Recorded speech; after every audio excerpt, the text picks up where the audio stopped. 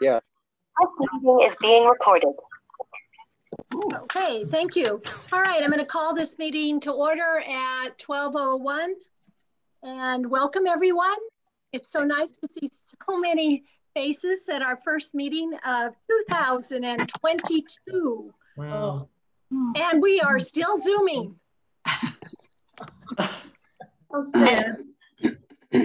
But we are, the good thing is that we're all still here. Yeah. So welcome everyone. Yes. Welcome, welcome. Okay, Elsie, it's so nice to see you here today. Elsie is our one of our hospitality members that are serving in hospitality. And Elsie has decided that she's going to step down from this position because she has some other irons in the fire. So I want to thank her very, very much for all this time that she's put into this position. And she's been very gracious to fill this position. And we have two people filling this. Leo's going to step in and fill this until we get someone else who's going to step up. I know we'll find somebody that will step up and help Leo with this.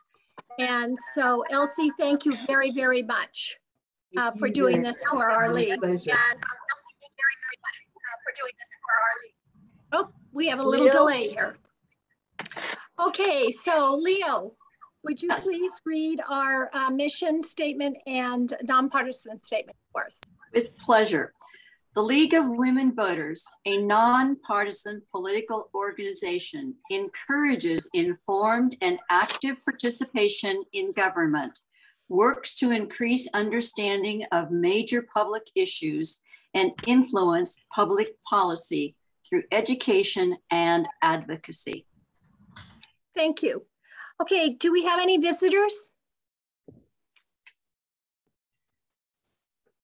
Hi, good morning. My name is Tracy McKnight. I am with Tuolumne County Office of Emergency Services. I haven't been invited because we will be, my colleague will be presenting Dory and Emily from Fire. So I'm just wanting to say hi and good morning, and I'm happy to join your meeting. Thank you for the invite. Well, thank you. Thank you for attending. It's a pleasure to have you. Good morning. Yes. Dory Beats, Tuolumne County Office of Emergency Services Coordinator. And yes, Tracy introduced herself. She's a brand new employee with Tuolumne County. She is our analyst under my program under OES. And so we're just exposing her to many things that we do here at OES and the things that I do out in the community. So thank you for the invite and happy to be here. We're happy to have you, Dory. We look forward to your presentation. Chris? Hi, we have our new member, Darlene Baumgartner. And I don't know, Patricia, I don't want to step on your toes. Were you going to introduce her or would you like me to? Oh, I would love for you to introduce her because you and Ellen both know her and I'm so happy to see her. Please introduce her. Okay, I was actually asking Patricia Horsehouse. But oh, you're absolutely right. There's too many of us here, Patricia's. Yeah, let's check in with Patricia. The real Patricia. Please do, because I have been away in Canada for November and December. So please, would you do that? Thank you. Okay, Darlene, would you kind of wave your hand so we can all find, there you are. Thank you, darling. Okay, well, I have known Darlene for many, many years. She moved to this county in the mid-70s, I believe. And she was, along with 2 or 3 other women, one of the founding members of what was known as the Mother Lode Women's Crisis Center, that's now known as the Center for Nonviolent Community. So she's been very active in work to help women that are victims of women and children that are victims of domestic violence. And she has taught classes in parenting and in self-defense. And anyway, I'm so happy that she's joined our League of Women Voters because she's got lots to offer. Welcome. Welcome. Welcome. We are so happy to have you in our merry group. I'm very pleased to be here. So good morning, everyone. Yeah, it's really fun to have lived in Tuolumne County my whole adult life. So 30 years of teaching women's self-defense, 24 years of going in home for child abuse prevention. I am now retired and I currently am on the Martin Luther King Jr. Committee. So nice to, and I admire all you women so much and all the wonderful things you've done. So really pleased to see if I can squeak this into my life because I also co-partner my grandchildren. Whoa. You might see them run through the scene here. Okay. Thank you. Thanks, Chris. We're all excited, Darlene. We are. Welcome. Thank you. Okay, and now we will move on to our speakers. So Susan, would you please introduce the speakers for today?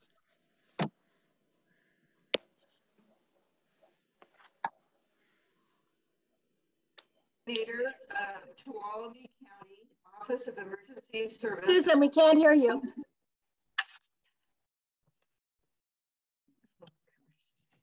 You can't hear me at all? You're in and out. You have to look directly at your little microphone. Okay. There you go. Okay, can you hear me now? Yes. It was a little too Just close. don't move your head. Okay. And still read, right? Yeah. It is my pleasure to introduce our two speakers. Can you hear me all right? Can't hear. Okay, my pleasure is to introduce our two speakers. Can you hear me now? Yes. Yes. Okay, great. Dory Beats, coordinator of Tuolumne County Office of Emergency Services, and Emily Kilgore, Public Information Officer for CalFire Tuolumne Calaveras Unit. Today they will be speaking about the August 2021 Washington fire in Sonora and how services operated during the fire and what was learned from this experience. In addition, they will briefly explain what they do in their positions and how they collaborate to maximize public safety services. The position that Dory Beats holds as coordinator of OES is new. It was established just 1 year ago. And also, Dory is a proud member of the Tuolumne Band of Miwok Indians. Previous to her current position, Dory worked as emergency management planner for Tuolumne Band of Miwok Indians. Dory, I also wanted to say that Dory, as head of Tuolumne County OES, or OES, regularly reports out in the Board of Supervisors meetings. Emily Kilgore, again, is Public Information Officer for Tuolumne County and Calaveras County Unit of CalFire. Emily began her work with emergency response and prevention through the California Conservation Corps. She worked for the Stanislaus National Forest for 11 years in a variety of jobs that included fire prevention. Immediately prior to her current position, she was a communications dispatch operator with CalFire in Santa Clara Unit. Her current position as Public Information Officer includes the status of Fire Prevention Specialist 2, position she's held for 4.5 years. Together, Dory and Emily provide the public with informational presentations regarding these services. After their presentation, there will be an opportunity for them to answer questions. We appreciate this chance to hear from each of them regarding emergency and fire services in our area. Welcome and thank you, ladies. Awesome, thank you. And I wanted to give a chance to Emily to say hi to everyone and introduce herself as well.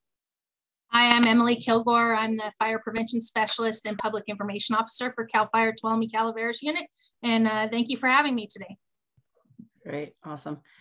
So a little bit, well, first and foremost, thank you ladies and everyone for inviting us out here this morning. Obviously, Emily and I both work together on a lot of projects since from day one. And as stated I am the OES coordinator, so Office of Emergency Services for Tuolumne County. First time ever Tuolumne County has had a full-time OES coordinator. I see my colleague and dear friend and former OES coordinator, Liz Peterson, is on. And so very fortunate that I get to work with a group of folks and all the former OES directors within Tuolumne County, including our own Tracy Riggs, who is now our CAO. Tracy and I met years ago when I was working with the tribe during the Rim Fire. And so I had worked for many years as a stakeholder and partner within the community with regards to emergency services. And now I get to represent the county and work with all the partners again, including both tribes. As it relates to emergency services. So very, very excited. I've been there just over a year. So I was hired in December of 2020. And boy, what a full year it has been.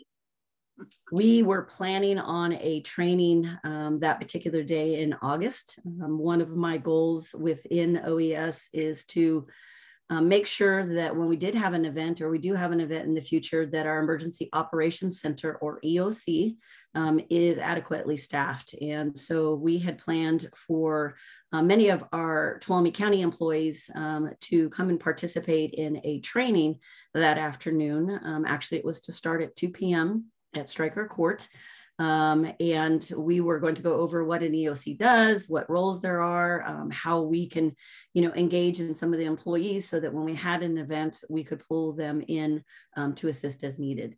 And I had arrived at Stryker Court at 1 o'clock. And I think, just shortly after 1:43-ish, started getting texts and phone calls, and thus the Washington fire began. So interesting that I didn't have to deal with getting from our office down on 2 South Green Street. I'm in the CAO's office on the 4th floor.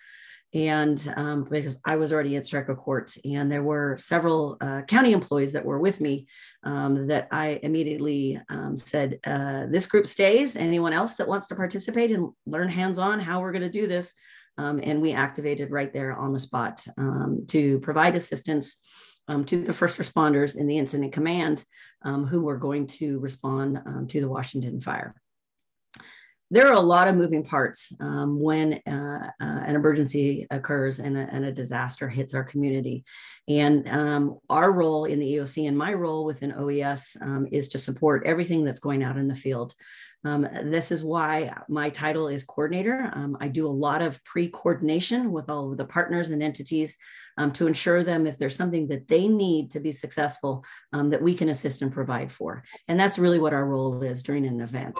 We assist the sheriff's office, fire, everyone who may need to be there and be a part of responding to that particular event.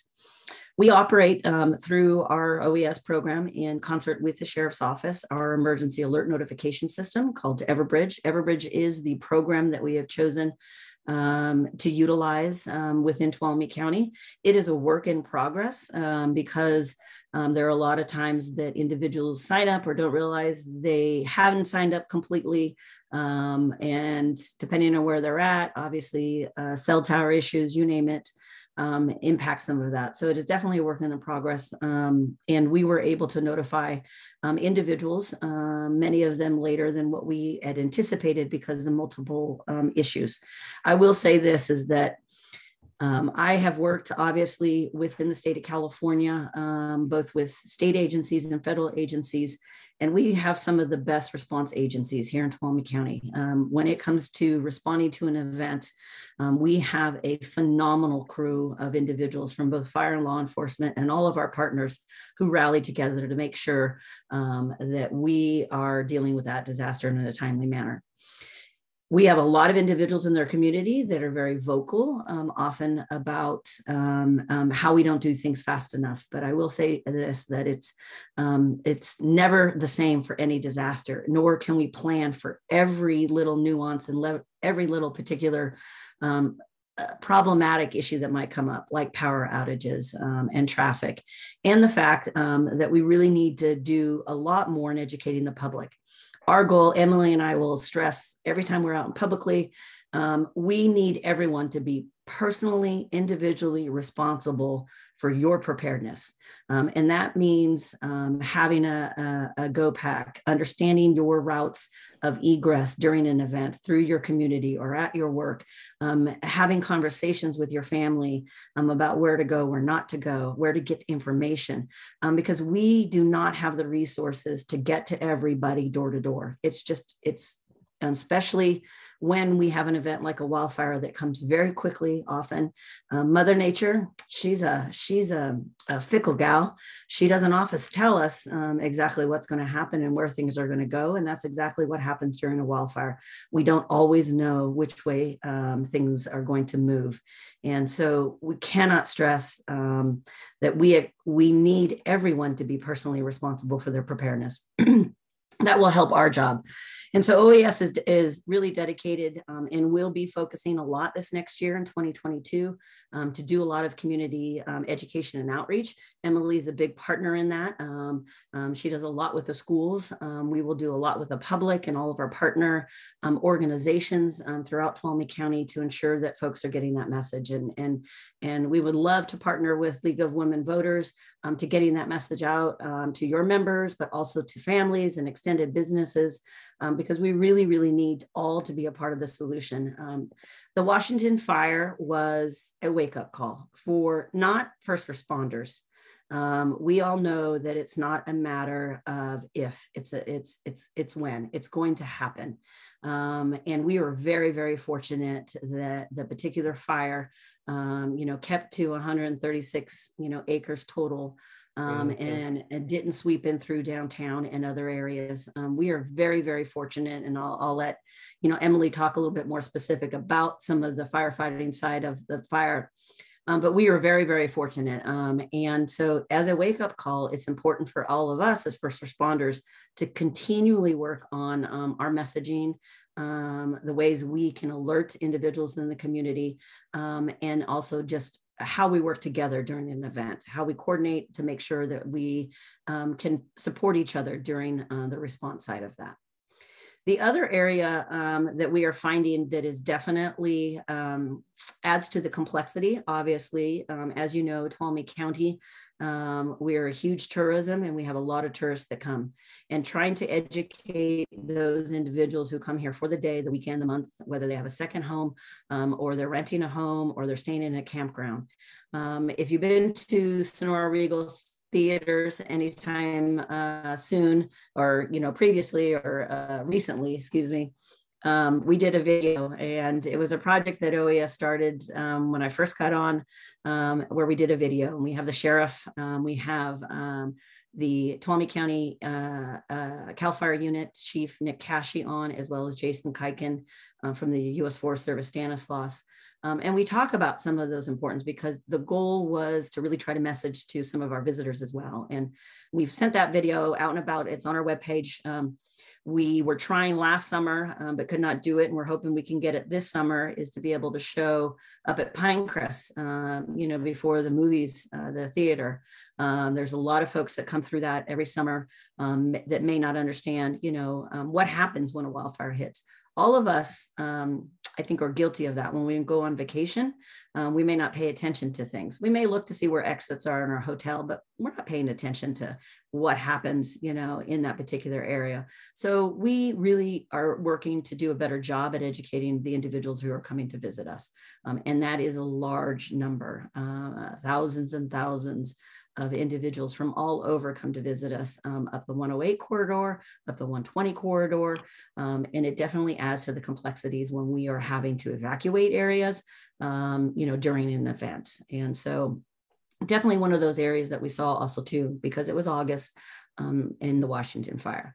The other area that added the complexity that has never really been addressed is when we went to do some sheltering. We normally have designated places, and we do. We have our faith-based organizations, and we work with Red Cross, predetermining places for shelters, so that when folks are being evacuated, that we can place them in, temporarily someplace, and they can get food, and there's a cot and some other services while they're displaced during an evacuation. There were some of those facilities, because of the power outages, that did not open, weren't able to answer phone calls. But we also, because of the location of the Washington fire and the timing, obviously had to displace a lot of homeless individuals. And so the transient population that was affected during the Washington fire added to complexity when it came to sheltering. And without going into all the little nitty-gritty details of that, we are working on that to understand and to be better prepared for all the types of demographics that we might come across when we have to shelter the community during an event. Every county goes through this. Every municipality, in their plan tries to understand best how to do that. And we are going to be relying heavily on our partner organizations and faith-based organizations, service organizations to help do that. Opening up a shelter takes a lot. It's not just the facility, and the facility has to have certain requirements, but we then have to staff that. And currently right now, we do not have shelter staff, identified, specifically for a shelter. And so we will be working on that this year, is really looking at a sheltering plan that addresses that, whether we use Tuolumne County employees, whether we use, volunteers from different organizations, or just individuals who want to volunteer in concert with Red Cross, who is very familiar, very organized when it comes to shelter. And they have a process that they follow. So we will continue to do that. And it's something that we want to have in place and be prepared for the next time. We are always working towards planning for the worst case scenario. That is my job. It's something that I love about emergency management, is thinking about all the what ifs. And we're going to try to do that as much as we can. And having an opportunity is this today to talk to each and every one of you and hear what some of those questions are or those concerns are, really helps us make sure that we are thinking about all the what ifs that might occur during an event. So that's just a little bit about kind of OES. There's plenty other things that we're working on with respect to that. Happy to talk more, but I want to hand it over to Emily. And I know that there's a lot of specifics on the Washington fire. I'll let her talk, and then we can answer some questions on the Washington fire, and then we can talk more about some of the other programs that we're working on. Thank you, Dory. Again, I'm Emily Kilgore. I'm the Fire Prevention Specialist and Public Information Officer for CalFire Tuolumne Calaveras Unit. I actually cover Tuolumne and Calaveras County and the eastern portions of San Joaquin and Stanislaus County. There is 21 units throughout the state of California, and we respond to just about any kind of emergency or natural disaster that there may be through various agreements and partnerships with other agencies such as OES for Tuolumne County. So the Washington fire started on August 26th, and it was reported to us about 1:14 p.m. Dory touched a little bit on response times and how sometimes there's very vocal people that think that we're not doing enough. But just to paint a picture of how quickly we responded to the Washington fire, our first engine made it at scene at 1:17. So that's a 3-minute response time. The agency, or not the agency, but the industry standard for a vegetation fire response is typically within 2 minutes. So, and that's just to get out of the station, not to make it on scene. So 3 minutes is pretty good. One of the challenges that we did have with the Washington fire is that there was several large fires occurring around the state, and we were at what we call drawdown, which is the minimum amount of resources available within the unit at any given time. To go along with that, typically I'm in the unit unless there's a need for me to respond elsewhere in the state. And on this particular day, I had already been almost a week on the Monument Fire in Northern California, after have been almost a month on the Dixie Fire. So, but I think I've been around long enough to know what our community needs are as far as information is concerned, and having really good coordination with Dory and some of the other public information officers with the allied agencies like CHP and the Sheriff's Office, that I was almost immediately making phone calls to get whatever information I could regarding evacuation and fire progress. It's also my responsibility to have one-on-one contact with whoever the incident commander is on any given incident. So back to the Washington fire, our first unit was at scene within 3 minutes, which is a rather quick response time. We were in a high dispatch level, so that typically means that we're going to be sending a full aircraft response for an air attack, 2 air tankers, a helicopter, 2 hand crews, 8 engines, 2 water tenders, and 2 dozers, plus overhead staff like battalion chiefs and PIOs to respond to that fire. Within 15 minutes of our first unit arriving, which happened to be our Tuolumne County Fire Jamestown engine, right off of 5th Avenue there, they requested additional resources of at least 2 strike teams and 2 dozers, as well as additional aircraft. Some of the things that really helped our response, even though we were at resource drawdown in the county, is our proximity to Columbia Air Attack Base. We had aircraft there that was ready to respond and did so within the first 10 minutes. And the Areola fire had started the day before, so we had additional resources coming from other parts of the state and local government entities to help with the Areola fire that we diverted to the Washington fire. Now with CalFire, we work on what's called the closest resource concept. So we will always send what's closest, and then we'll backfill or make requests to fill in behind where the gaps are later on. So that's kind of how we move resources throughout the state. And new starts such as the Washington fire that have imminent life threat to them get the priority. So at that time, we also had the Caldor and the Dixie fire that were still going. The Caldor was rather close, and they were able, although that fire was large and catastrophic in some cases, they were able to provide us with additional resources to help us keep the Washington fire at bay. The early usage of what we called unified command. So we went into unified command with the Sheriff's Office and Sonora City Fire pretty early within the first 24 hours of the fire. And being able to do that allows us to reach out even further for some like local government resources and work together to contain the fire at the management level. Activation of the emergency operations center, which is what Dory was talking about. They were going to have that training, and that's where various key players come together, and we kind of work together to make the management of the fire happen. And then county OES reports back to state OES if they need to, need to get additional items or out-of-state resources, that kind of thing. So the early activation of the EOC, based on them already being in the area for training, really attributed to our success with containing the Washington fire.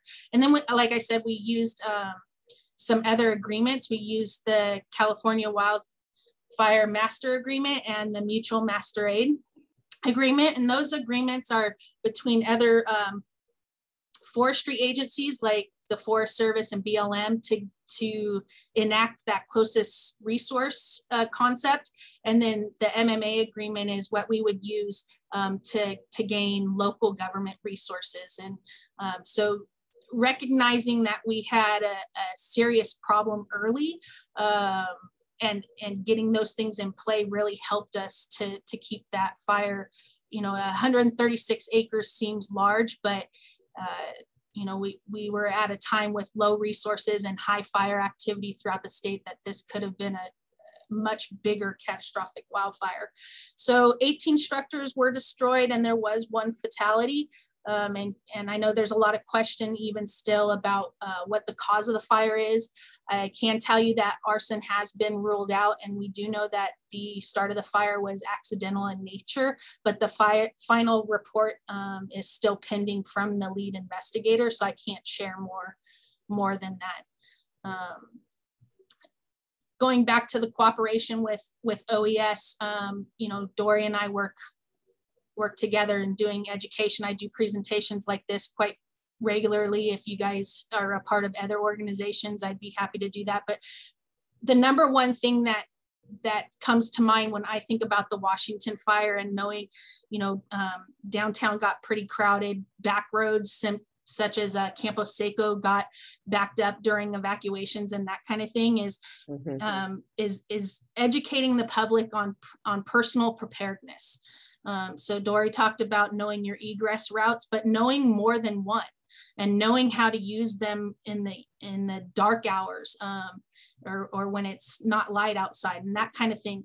I do those presentations regularly, and so that's going to be the biggest key to making our community safe is the preparedness. Everything from defensible space to working on fire-wise communities to the interagency coordination and making sure we're all sharing the same message is kind of what my goal is. So that's all I have for my presentation. Is there any questions about that?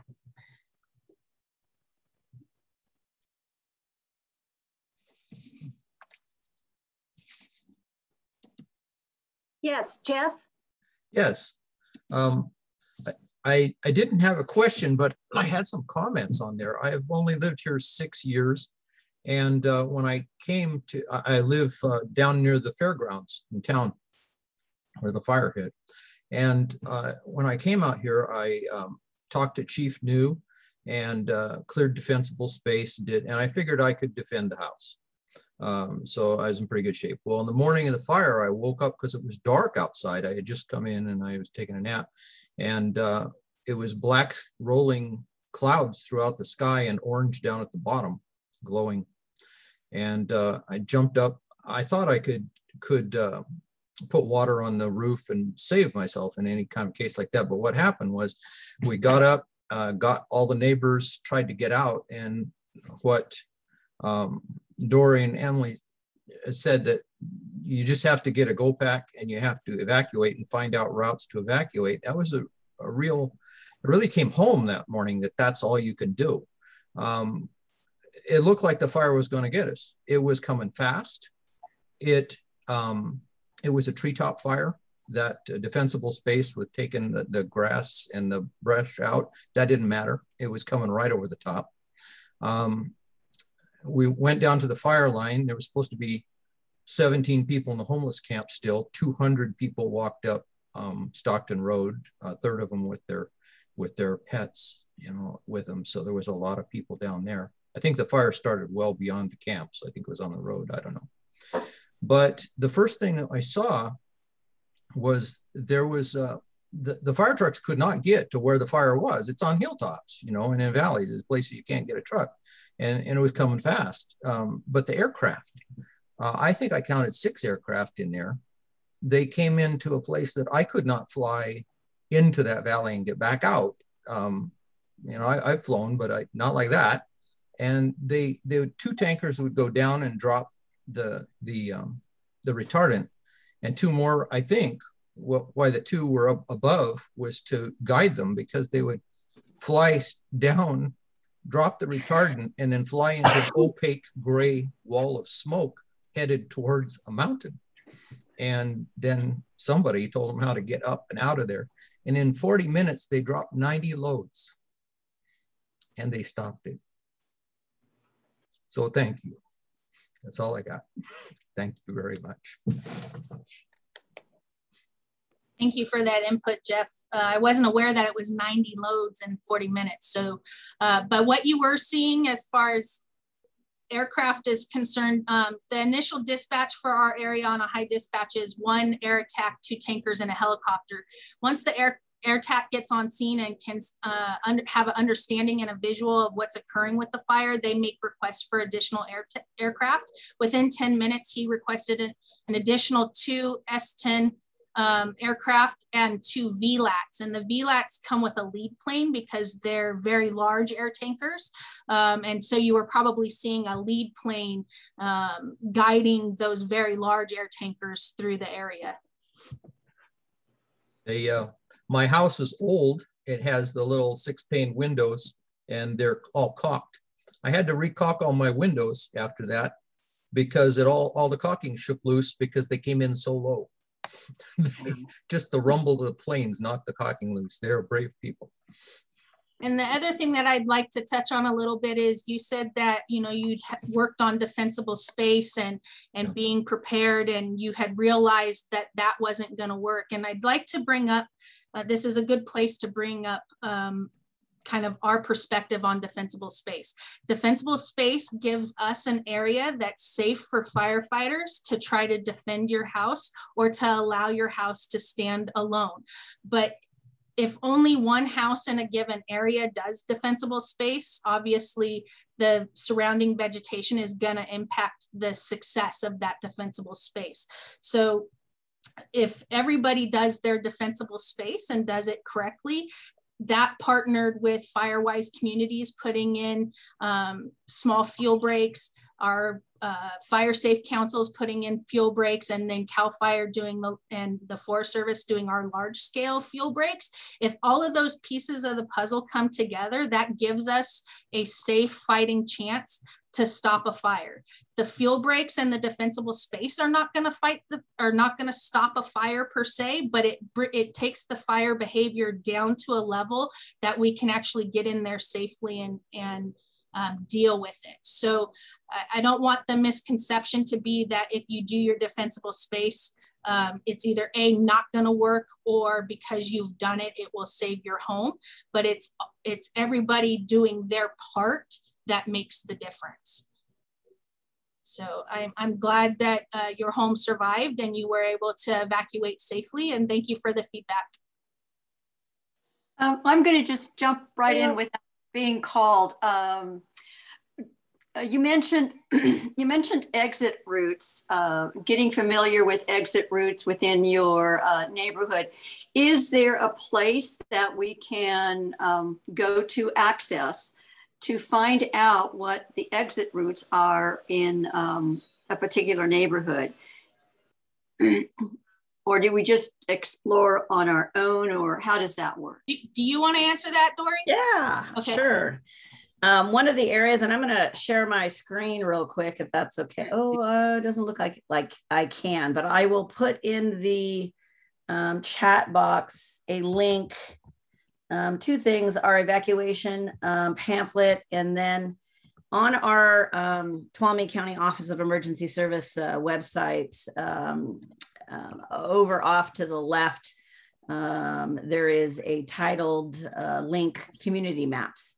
And every one of the communities throughout Tuolumne County we have listed. It is a simple map at this point. It's a work in progress, one of the areas that we're working with Tuolumne County GIS and also the Sheriff's Office.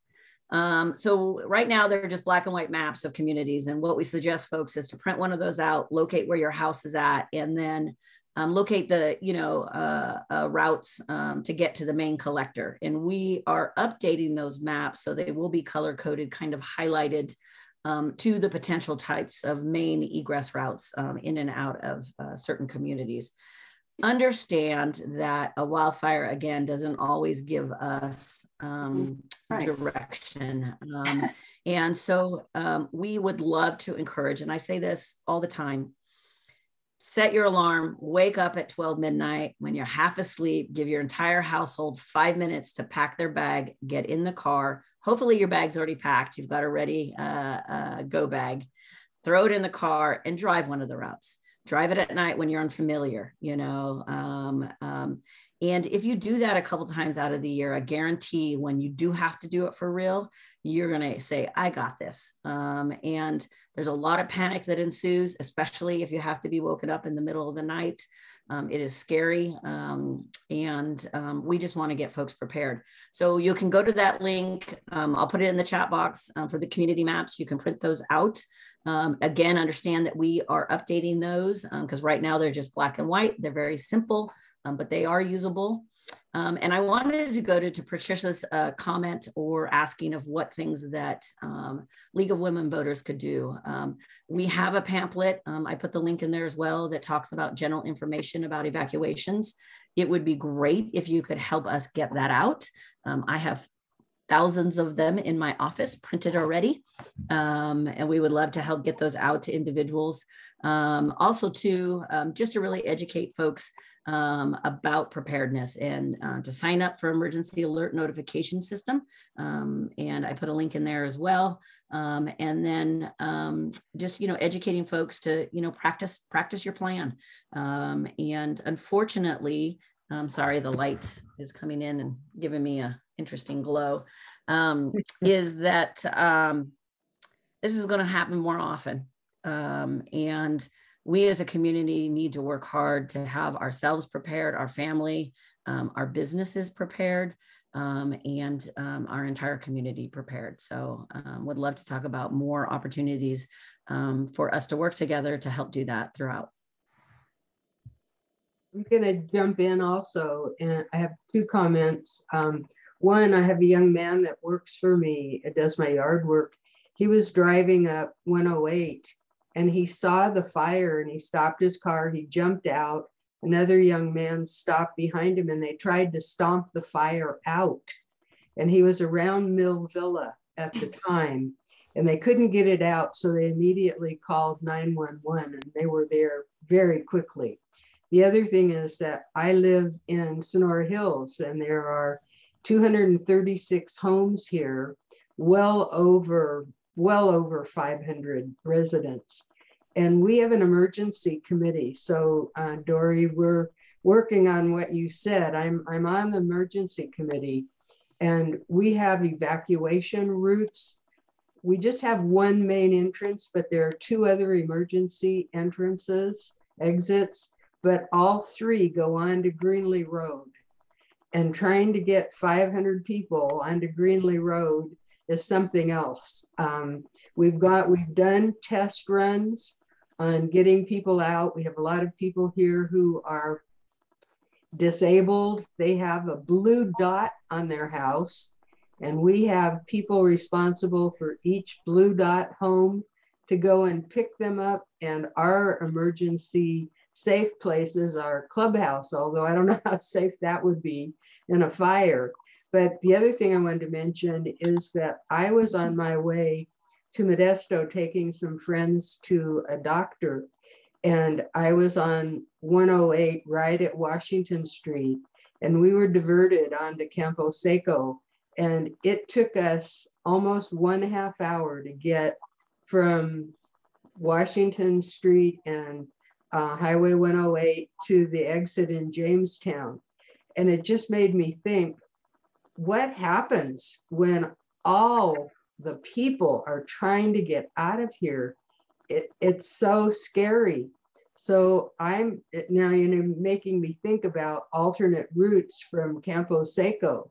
And there is one that you can go down the road that goes past Tulalip Golf Course. Mm-hmm. And you can go out there, and I used to drive down there when I did a lot of boating I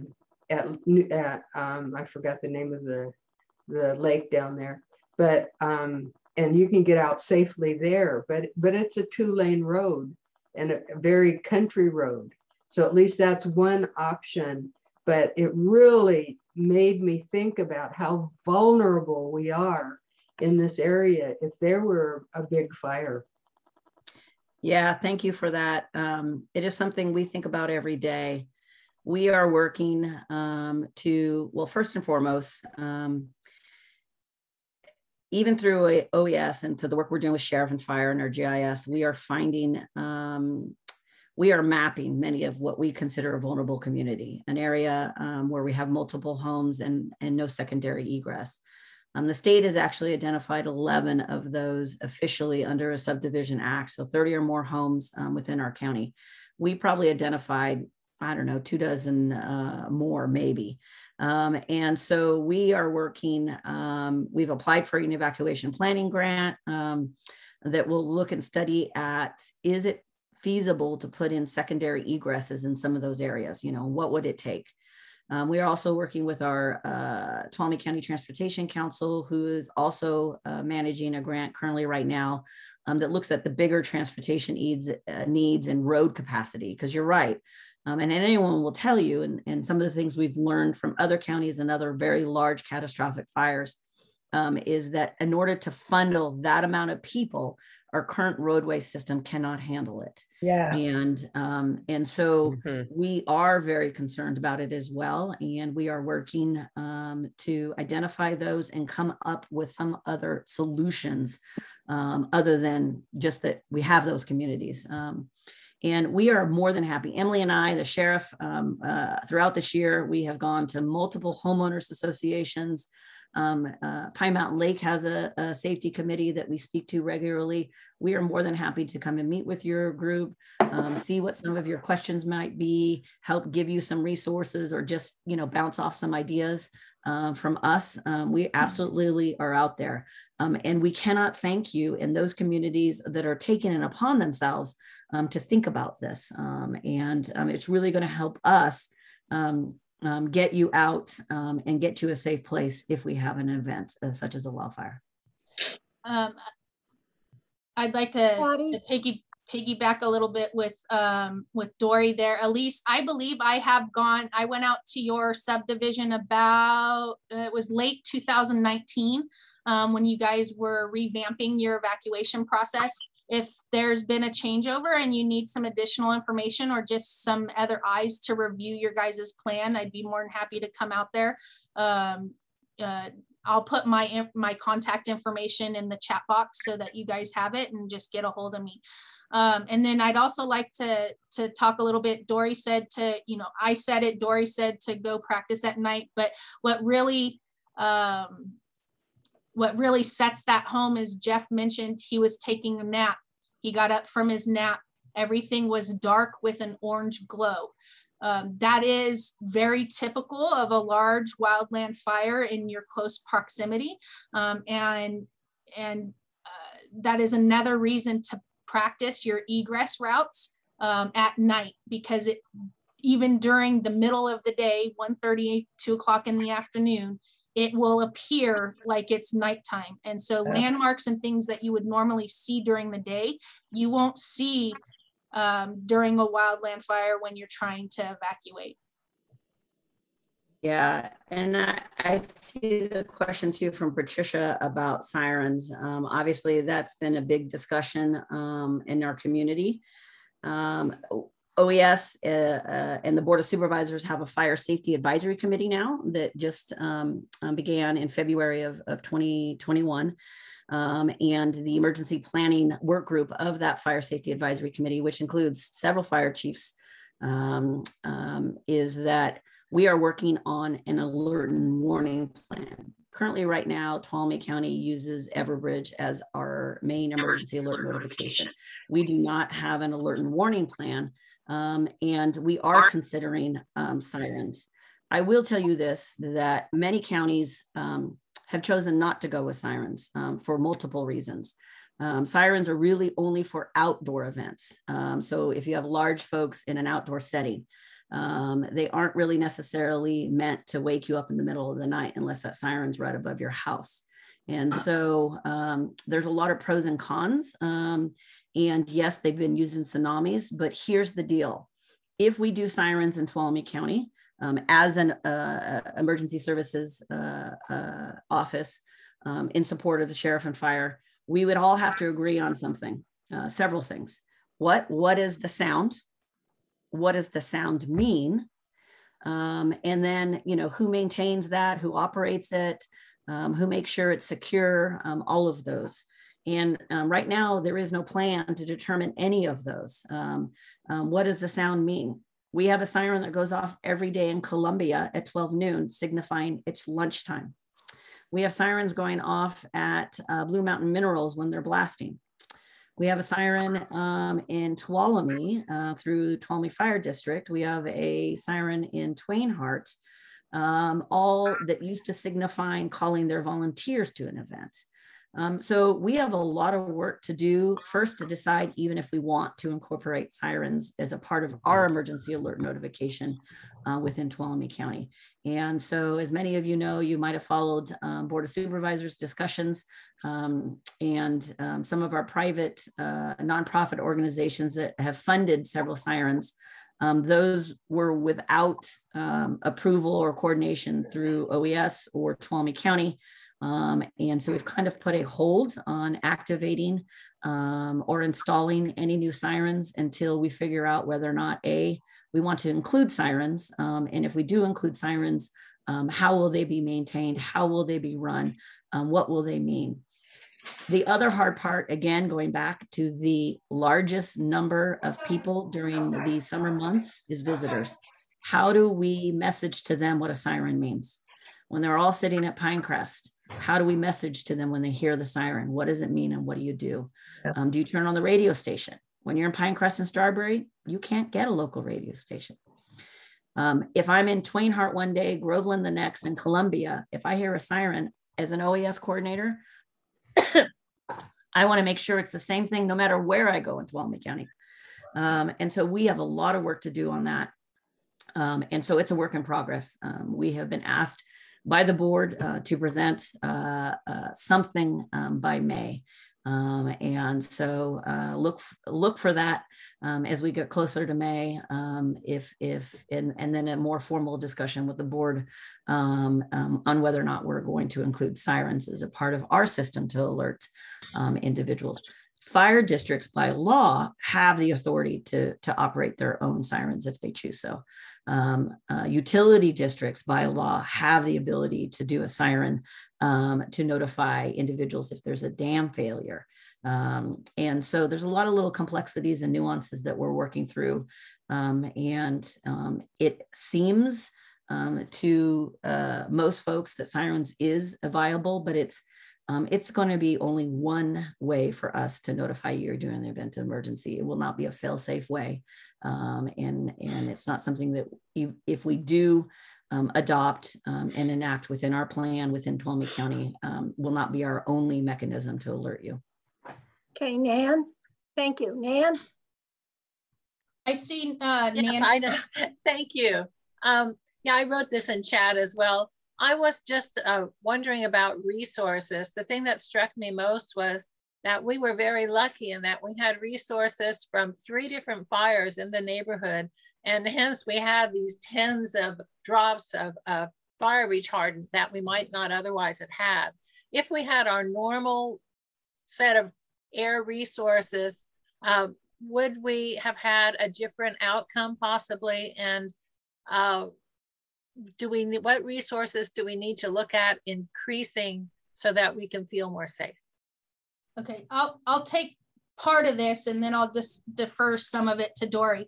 The potential for the fire to reach Sonora was great. It very easily could have done that. But it's not just about air resources. Air resources can only be used in certain environments. And we were lucky on that front. As far as resources needed to increase, like I said, CalFire works on the closest available resource to respond to incidents. So just the fact, like if we, let's say, increased our Tuolumne County Fire Department and we gained more volunteers, which we're always looking for in Tuolumne County. We are other than 3 stations, all of the other stations are staffed by volunteers. Even if we did that and we procured more equipment, that doesn't mean that they're going to be available at any given time, right? So my stress is for the individuals to be personally prepared. We could always use more, but that doesn't always mean that they're available, and we may still need, depending on fire activity, we may still need to go to neighboring agencies and neighboring departments and even neighboring states, just dependent upon what's occurring. as far as like the shelters and the egress and all of those are dead on, just like Dory was talking about. And then, you know, local evacuation personnel. We could have 10,000 people that are trained to evacuate people, and that still may not be enough if the fire behavior is increased. The people that need to be the evacuation personnel per se is the individual and in being prepared. And don't wait. I talk a lot about when I do my presentations that if something doesn't seem right, smoke seems really thick, you're seeing that orange glow, the aircraft is, you know, flying incredibly close to your location, you keep hearing sirens. If you at any time feel unsafe, but nobody has told you to evacuate, if you feel unsafe, you can evacuate at that point. You don't need to be told. Provide for your own safety. As far as Tia has a question regarding defensible space and how that affects our forest and shade and all of the natural environment that contributes to. What caught my eye in your comment is that must we cut down everything within 100 feet? And I'm gonna try to share my screen because this is a common, oh, I can't share my screen. So I will provide a link to that portion of defensible space rules in the comment box, but there is nothing that says you must clear cut or devoid your property of every piece of vegetation within 100 feet. That's not what Public Resource Code 4291 says. What it says is all dead vegetation within 30 feet of your home must be removed. And then as you work your way out to gain that 100 feet, that you would then start pruning and separating so that there's no contiguous vegetation on your property. So don't feel like you have to remove everything on your property. You just need to be conscientious about what you're doing for defensible space. And I'll provide a link to some guidelines on how you can accomplish that in the comment box. For Ellen's, oh, go ahead. I see someone starting to raise their hand. Go ahead. Tia? Well, that was Tia you just mentioned. I have property in Columbia. It's a Christmas tree farm. It's the dwelling is in an oak forest. We've cleared all of the dead debris around, like you said, within sort of 30 feet, but there are all sorts of oaks that have, of course, the very tangled canopy. It's not reachable to separate them in any way. So if we had some fire engines approach our dwelling, they'd see all this beautiful cleared defensible space on the ground and dead vegetation removed, but there is no way we can manage the canopy around. So my question would be, would just be denied service because we haven't been compliant with that? I mean, we live at the edge of BLM land, and you know, this is just kind of terrifying. We just can't manage that. Physically, we can't pay for it. We've had many agencies out there that have cut dead timber for us, and it's been a tremendous service. However, it's just not manageable for us as a, you know, retired couple. So it just has a great deal of concern that we aren't doing enough and that we're not capable of doing enough. So that's all I wanted to mention. And just while I have a moment, I wanted to express my gratitude to both of you. I feel so relieved to know about what CalFire is doing, the levels of coordination you guys are capable of and are working on. And it's so impressive. And I'm so grateful that you're here. Anyways, thank you for addressing my comment in the chat. Well, I thank you for your support, Tia. It sounds like you have some very specific questions regarding your property. And what I would encourage you to do is to get a hold of me. I've left my phone number and my email address in the chat box. I am more than happy. I do this quite regularly. I'm more than happy to come out to your property and do what I call an educational inspection, where I can provide you some insight and education specific to your property. And then it would be up to you based on that, on which work you would want to go after. But I'm more than happy to come spend that one-on-one time with you and go over what's specifically going on your property. Thank you. Not a problem. I want to thank Dory and Emily for their excellent presentation today and for leaving their contact numbers. So if you have other questions, you can get a hold of them and contact them. I know I feel much better knowing what happened with the fire and also what we can do to protect ourselves and our families and our own property. And it would all behoove us to take action, the actions that they have suggested. And not just let this go in one ear and out the other ear, but to take action, the actions that we can take to protect ourselves and our communities. So thank you, ladies, very, very much for this. And if we can get a hold of some of your flyers, we would love to help pass those out, especially if we ever get back to actual public contact with the public. We would love to have some of those flyers and flyers for our own membership. So that would be terrific. And also, if you have a digital version of the flyer, we can put that on our website so people can download it and look at it online. Yeah, I put a link to it in the chat, so you can go right to it, and I can always send you a PDF of it as well. So thank you. Okay, thank you very, very much. Thank you. Thank you. Okay, we resume now with our regular meeting, and the first thing that we need to do is to approve the minutes from our November meeting. And so I will need a motion to accept the minutes from our December meeting. I'm sorry. So I will need a motion to accept that. I move to accept the meeting minutes. Thank you. Lane, do I have a second on that? Thank you, Anita. I have a second on that to approve them as sent. Is there any discussion? No discussion? All right, can we have a vote, please? All in favor as approving the minutes of the December meeting as sent in the sent through the email, thumbs up.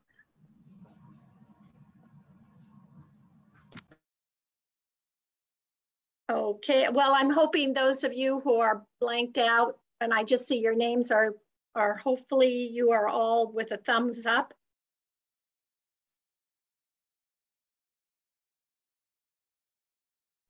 Okay. We can use the reactions to put our thumbs up too, like that. So if you don't want to, you can put your little little thumbs up.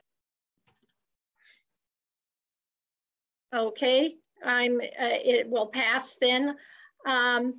So that's motion has passed. Okay, committee reports. Nan has some exciting news for us. Exciting and exhausting. She's been doing lots of work. Yeah, so as part of our big move to being a league of our own, which is very exciting, I compared it today to Pinocchio becoming a real boy. So we are in the process of getting a different website, and since we are going to be collecting our own dues, we need to be able to do that. And our current website is hosted by some place called Wix, and our subscription was expiring to that. So the two things happened at once, and we're trying to quickly switch over to a new website. So we might have some growing pains. I want to warn you about that. So sometime in the next several weeks, you're going to get an email that's going to say, here's a link to the website, and you can set up your password so you can log on. So please do click that. It's not spam mail. and go to the new website and log on, and you'll have the opportunity to put a little bit of information about yourself in there, because we're trying to get a database of what our members really care about, what your interests are, what your issues you're most interested in, and what skills you have, and how you'd like to be involved, or if you just like to be a supporting member by your membership, so that then we can tailor everything that we do in the league to your specific needs and skills. And it will really allow us to be a membership group more than we were able to before. So we're very excited about that, particularly the people in the membership committee. And it also will allow us to have a donate button, have people make donations to us, which will be nice. So you're all welcome to donate. And it's just going to be a really great website, and I hope that you'll enjoy it. But just a heads up that you will go to our old website one day and it won't be there because we are transitioning. So I don't want you to panic. We'll be sending you notifications and posting things out there on our existing website about what's going to be happening. So please take a look. I'm putting some things up this weekend. So on Monday, go to the website, to the homepage, and you'll get some more information there. Okay, thank you. Okay, thank you, Nan. Membership, Patty?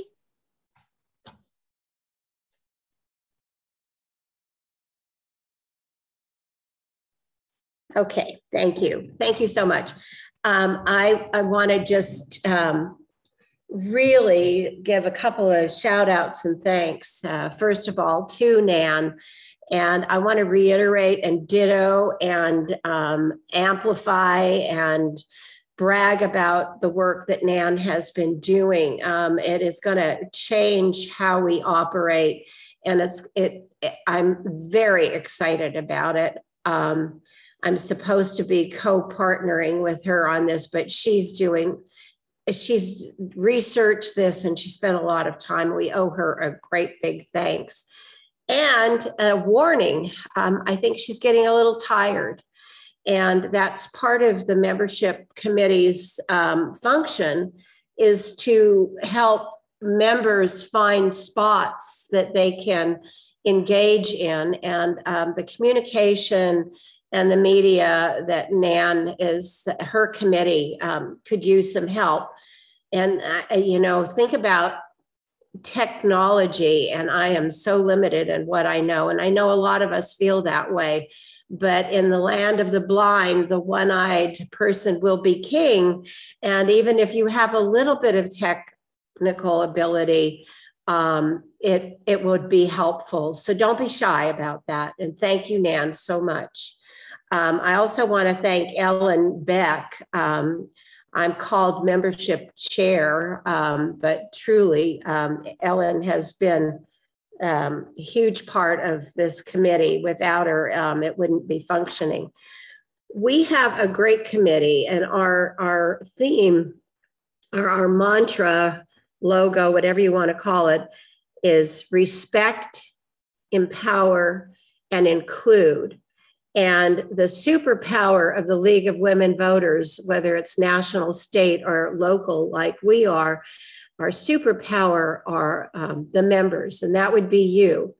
And if you have any questions about how we operate or what we do, please contact the membership committee, and we welcome and encourage more team members on that team. Hopefully we'll be meeting in person pretty soon. So this Club Express that Nan is talking about is really going to be powerful and very exciting. And I don't know how to say this more clearly, but in order to support the work that's being done and have Club Express really be effective, we all have to do our part, just like with fire prevention. We all need to know how that operates. So Nan is going to set up a way so that we'll understand how to use it. But I think you're going to be so impressed when we get it up and running. Let's see. The other thing, again, thank you, Nan. Nan has turned the membership committee on to the Seattle Club, and I think it's King County, who have put together a new member orientation that is so great. And we're going to be working on that and trying to do something, the equivalency, so that, you know, it takes years to really understand all of the impact and all of the different tentacles that the League of Women Voter has. And none of us can possibly know it all. But this new member orientation that the Seattle group has put together is so good. And I think it's going to be an ongoing training for all of us and how to get involved with the work that we're doing now that we're a real boy and are no longer a Moss unit. I think that's it. Ellen, would you like to talk about the care calls? I can't see you. And I hadn't cleared this with you beforehand. Ellen Beck, is she still here? Nope. Yes, you are. There you are. Yeah, she was here. Sorry, I thought I was speaking. We will be part of the agenda at this coming Thursday's membership committee meeting will be an evaluation of care callers.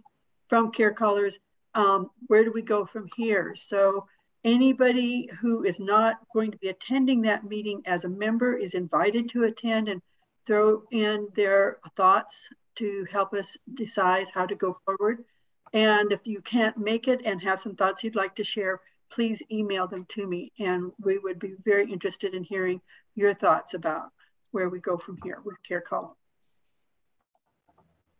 Tia, do you have a comment? Could I just quickly, it seems like it might be helpful for anyone who needs to renew this month to do so before, I think you said the 16th, if they want to renew online.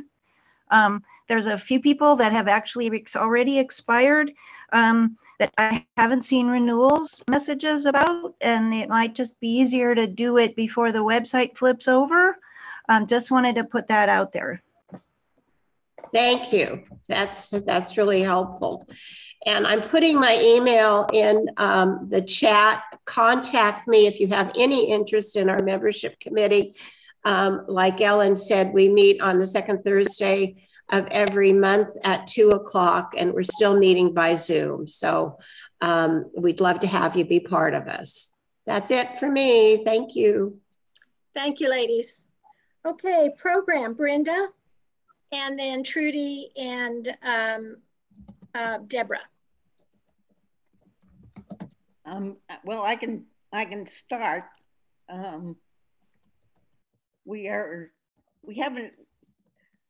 We didn't have a meeting in December, but we will have one later this month.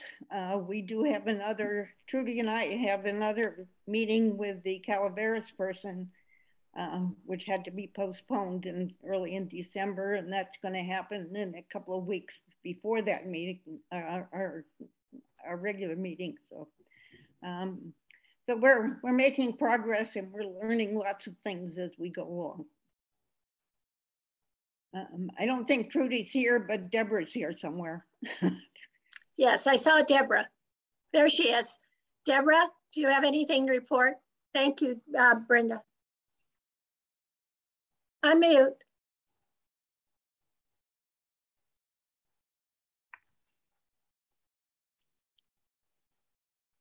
Unmute. There you are. Can you hear me now? Yes. Okay, sorry about that. Yeah, I just want to say good morning to everybody and Happy New Year, and hopefully we can meet in person soon. Yeah, I just wanted to briefly mention, I've been covering the point and time count for and how that's going to come about for Tuolumne County and Calaveras County. I guess you're going to have some news soon about that, Brenda, or are they going to do the January 26th count like in Tuolumne and Calaveras too, or? I don't know yet, and I'm hoping we'll learn that from our meeting on the 20th. Right, good. Okay. So yeah, so we can share that then when we find out more information. But I just wanted to say there is just a brief training that you have to attend on January 21st. for the pick count, and you contact Eva Questo for ACA, Amador Tuolumne Community Action Agency, and I'll type up her information, give it out to you, her phone number and extension, if anybody's interested in volunteering for the homeless pick count for this would be for Tuolumne County. And it's my understanding, I've been kind of emailing back and forth to Eva Questo. It's my understanding that even though the count is advertised for January 26th, actually volunteers are going to be working for the entire week, and they're going to interview the homeless and ask them where they were sleeping on the night of the 26th. So that's the point in time count. I just wanted to clarify that. But it's actually it could be like a week-long survey to find out where everyone was staying or sleeping or hovering down on the night of the 26th. So, and that's all I have. Deborah, related to the homeless, in our last presentation, I was a little bit shocked that they said that it sounded like they booted the homeless out of the shelter to make room for people who were evacuating. And that was a little disconcerting for me. So I hope someone's going to follow up with what happens to the homeless in a fire emergency, not only the people in the shelters, but the people, who are in the brush, and how that's being handled. Nan, I don't want to go off topic, or I want to stick to the agenda, but right. Just to respond to what you were saying is that I attend the Homeless Commission, or the Commission on Homelessness, and on Thursday they're meeting, and that's one of the questions that I was going to bring up when public comments are allowed. So I will get back to you. Okay. Thank you, Leo. Thank you for the question, Nan. Okay, anything else, Deborah? No, that's it. I'm just writing Eva Questo's phone number and contact information if anybody wants to volunteer. That's all. Okay, thank you. You're welcome. All right, Sue for publicity. I don't have anything. Okay, Nothing thank you, new. Sue. Thank you.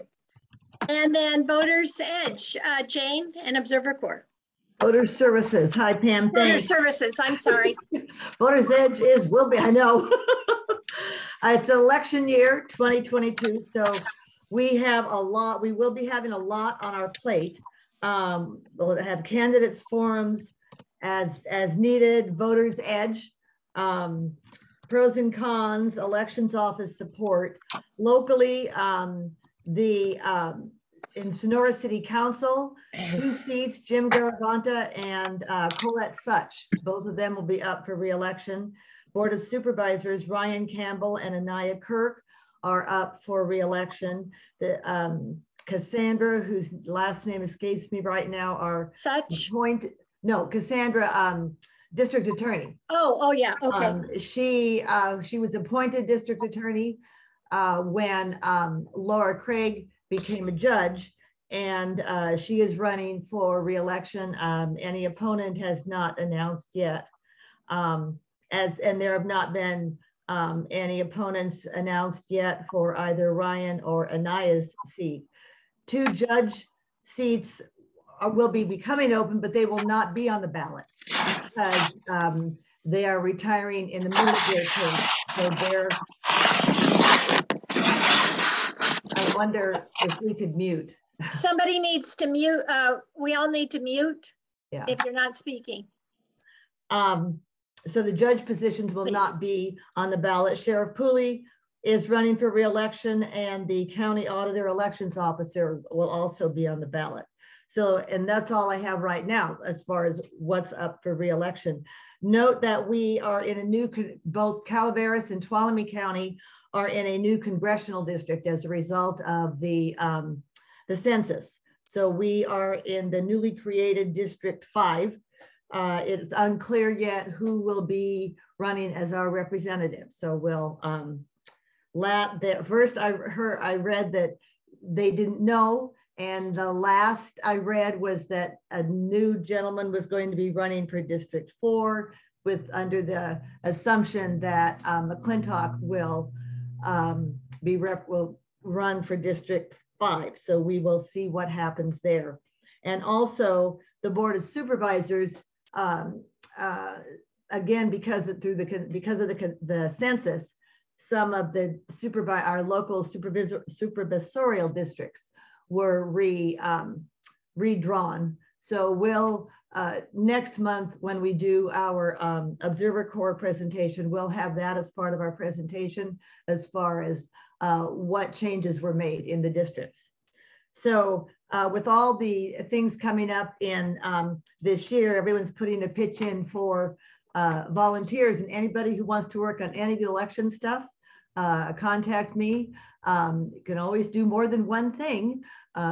It's a election year, you know, that's part of our who we are, what we do, the inform voters and empowering voters. So the more we do for elections and help educate our community about what's going on and who's running and what the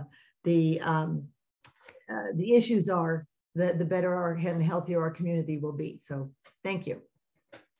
Jane, can I piggyback on your report here for a minute? Sure. Number one, the work that you've done on that is profound and such good work. We're all so proud of you.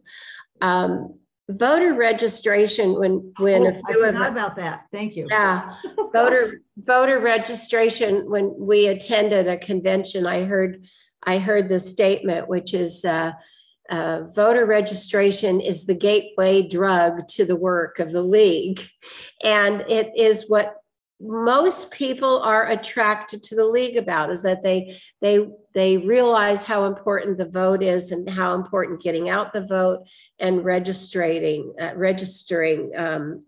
people. And we have an empty slot for that Pam filled so extraordinarily well. And so if you want to talk to anybody, Jane or Pam or I would be happy to talk to how you can take that very important part of the League's work. Thanks, Patty. Ellen? Unmute, Ellen.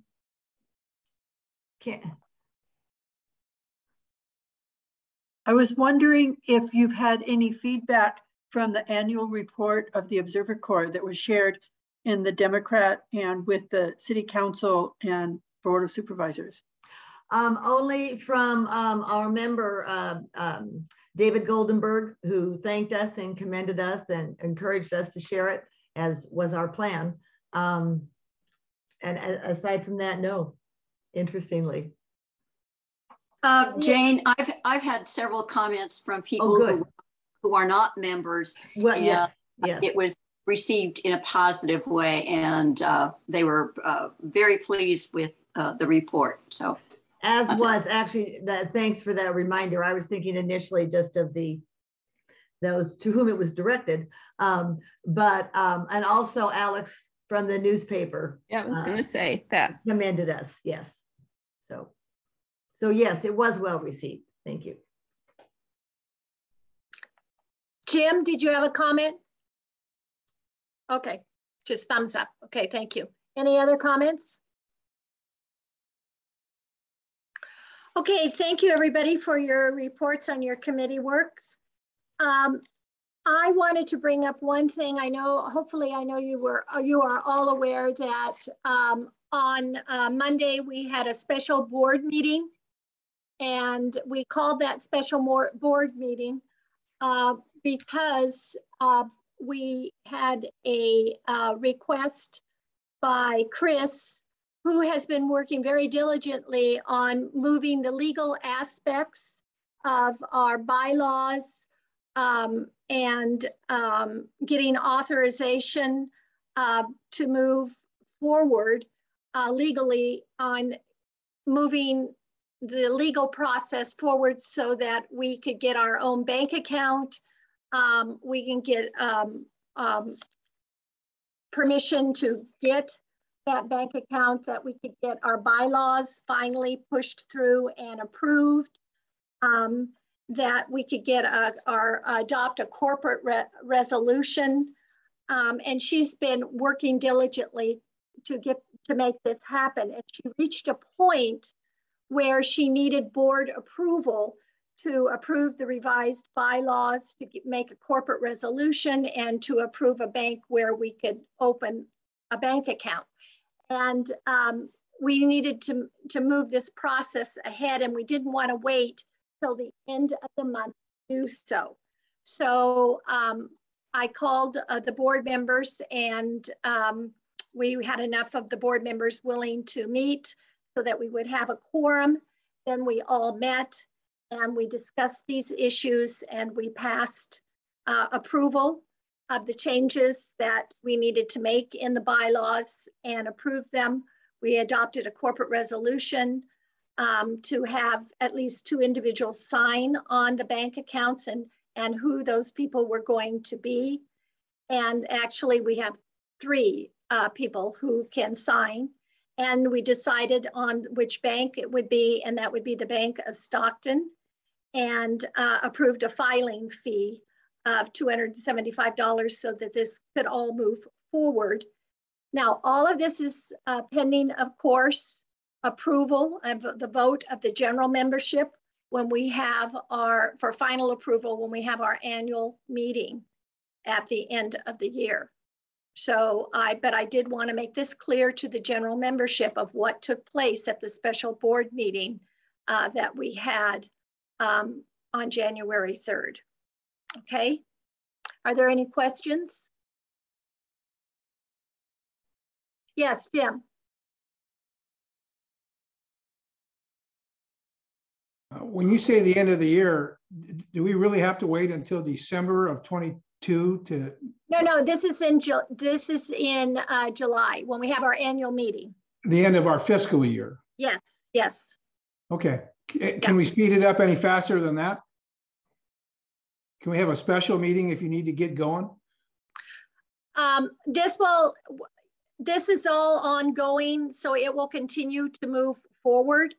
I don't know how much, Chris, can you address that? If we will be through it by then? Jim, our bylaws allow the board to make revisions to the bylaws. And then when we have our annual meeting, we are allowed to present those revisions, the new bylaws, so to speak, to the general membership for their approval. But we can move forward. Now, I've already applied. In fact, it was just last night that I applied for our the 1023 EZ form so that we can become an official nonprofit. That's what we're trying to become, a 501c3. So, then as soon as I get, and we have an EIN number already from the IRS as a nonprofit, as soon as I get official approval from the IRS, then I'll apply to I'll fill out the state one. So anyway, yeah, it's moving along, and we should be opening the bank account this coming week. We just have to get, the 3 signers are Pamela as president, myself as treasurer, and Doreen as secretary. And as soon as we get all that paperwork into the bank, we can open up the account, and then the state will send us our money that they've been holding on to for, until all of our money until this point. So we'll have control over all of our money. And this is in conjunction with NAN setting up this new system where people will not have to be sending checks to the state, but they can just renew on our new Club Express website, which hopefully will be operational by February once we all learn what we're doing with it. Good job. So the membership can approve of all this, what lawyers say, nunc-pro-tunc, after the fact. Exactly. So I think maybe the membership would be happy having the ability to see the bylaws in between now and when they would be approving them at the end of our year. So I don't know if I should post them on the member pages while we still have a website, or if we should send them out by email or something. But I could see, putting on my general member hat, that I might want to see what those changes were, even though I didn't get to vote on them until the end of the year. Sure, I'm either way, there are 11 pages. So to send them out via. Oh, I didn't mean physically. I electronically in an email as an attachment, or posting them online, or both, not physically. Okay, Brenda, sure. did you have a comment? We did approve bylaws at our last Correct. Our last meeting, and so what we're doing is what we would be doing this till June would be approving revisions. Right. Right. So we're not operating in a vacuum here. We have things in place. Yeah, and essentially the revisions that we made were necessary according to the League of Women Voters of California's attorney in order for us to be a 501c3, a nonprofit. So those are the revisions. I mean, we didn't change things otherwise, just so that we can qualify as a nonprofit. So, but yeah, I'm happy to send them to the revised ones, which Nan formatted so lovely. I'll send them to Janet and she can send them out to the whole membership if that's what people feel would be helpful. We definitely put them on the website. Yes, yes. Yeah. Okay, any other comments or questions? Yes, Elsie? I'm wondering if the resources that were listed on the chat for the fire would be posted someplace for everyone to have access to. And then Nan, I'm wondering, do you have a plan for helping us understand the new website? She does. I'm sure. You're muted, Unmute. Nan. You're mute. Nan, unmute. Just a minute. It's not really going to be difficult. And I'm not just saying that because I'm technical. Everyone will get an email with a link to the website and a temporary logon. And I'm sure almost everyone has gotten temporary logons and had to reset their password. So you'll get that. And then you'll be asked several questions about what you're interested in with your membership, right? So I will also be posting some quick little videos that will show you how to do that process between now and then. And Club Express, one of the things that they offer is they give telephone support for everyone in the membership, not just the administrators, but any member, any of our 90 members can call Club Express and say, I can't figure this out. Can you help me? And they will help you on the phone, which is amazing. I would hope that they would contact me first, though, because I don't want to overwhelm Club Express. But we will be having a lot of access to a whole library of tutorials and videos and written references that Club Express has developed for all of their members. And I'm going to make that available to people online on the website as well. So I don't think there'll be a big problem. I hope not. And what Does that about, make you feel more comfortable, Elsie? Or is there? Absolutely. Okay. And then what about the resources from our guest speakers? Are we going to share those? Well, I tried to save the chat when you a couple of times before now. I noticed there's an ellipse down there in the chat and it says save. And I clicked save, but I have no idea where it went. So. Well, I took my iPhone and took pictures of everything, so I have. But there is an ellipse there, and it says save chat. But when you say save chat, it's like, okay. So maybe it goes. Maybe Frank will find like 20 copies of the chat in his repository since he owns this account. Well, I took pictures with my iPhone of all of the information, so if you need it, I have it. Okay, great. If you want, I can follow up. This is Susan. I can follow up with Dory and Emily and get those to us. Okay, great. So. Thanks.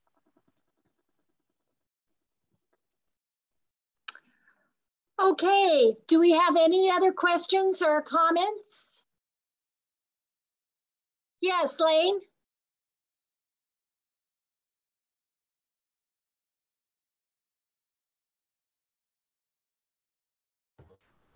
Okay, I finally found my unmute button. Leo, I will work on the committee with you till a replacement is found. I'll be happy to.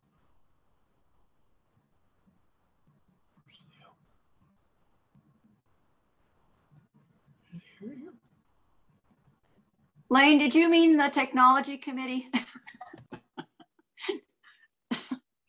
I think she means the hospitality committee, Leo. I know. Oh, Lane okay. and I are just not technology people. Just giving her a hard time. That's all. Oh. We are at the bottom of the barrel on technology. Oh, no, you're not. Nan, you are not alone. I think you can copy the chat and then paste it into a Word document or to an email. I've been trying to do that. There's a way that can be done.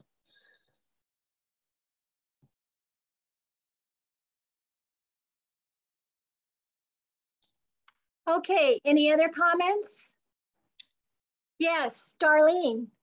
Would it be appropriate to make a little announcement from the Mother Lode Martin Luther King Committee?